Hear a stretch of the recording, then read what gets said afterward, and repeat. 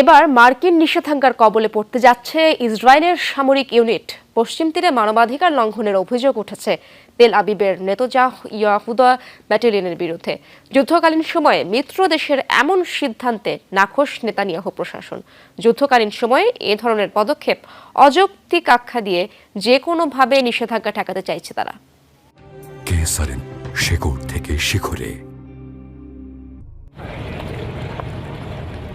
যুক্তরাষ্ট্র ইসরায়েল সম্পর্কের টানাপোড়েন নিয়ে নানা গুঞ্জন যখন জোরালো হচ্ছে, তখন তেল আবিবের বিরুদ্ধে আরও একটি কঠোর সিদ্ধান্ত নিতে যাচ্ছে ওয়াশিংটন। হোয়াইট হাউসের কর্মকর্তাদের বরাতে জানা গেছে, ইসরায়েলের একটি সামরিক ইউনিটের বিরুদ্ধে ব্যবস্থা নেবে তারা। পশ্চিম তীরে ফিলিস্তিনিদের উচ্ছেদ ও মানবাধিকার লঙ্ঘনের দায়ে নিষেধাজ্ঞার কবলে পড়বে ইয়েহুদা ব্যাটালিয়ন। এমন সিদ্ধান্তে তীব্র অসন্তোষ প্রকাশ করেছে নেতানিয়াহু প্রশাসন।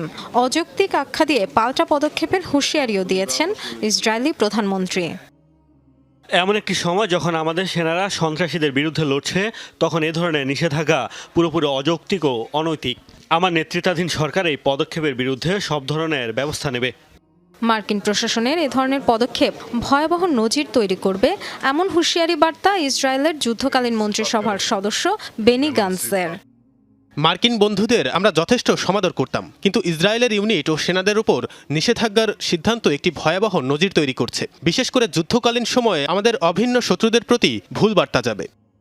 সম্প্রতি পশ্চিম তীরে ইয়েহুদা ব্যাটালিয়নের কর্মকাণ্ড নিয়ে বিশাল প্রতিবেদন প্রকাশ করে একটি মার্কিন অলাভজনক সংস্থা।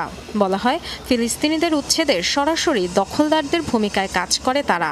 এই ইউনিটের সদস্যরা মূলত কট্টর জাতীয়তাবাদী সহিংস দখলদার গোষ্ঠী হিলটপ ইয়ুথ মুভমেন্টের সদস্য। নেতানিয়াহু প্রশাসন বলছে, ইসরায়েলের সামরিক বাহিনীর অবিচ্ছেদ্য অংশ এই ইউনিট। বিশেষ করে পশ্চিম তীরে অভিযানের উদ্দেশ্যেই মোতায়েন করা হয় ইয়েহুদা ব্যাটালিয়নকে।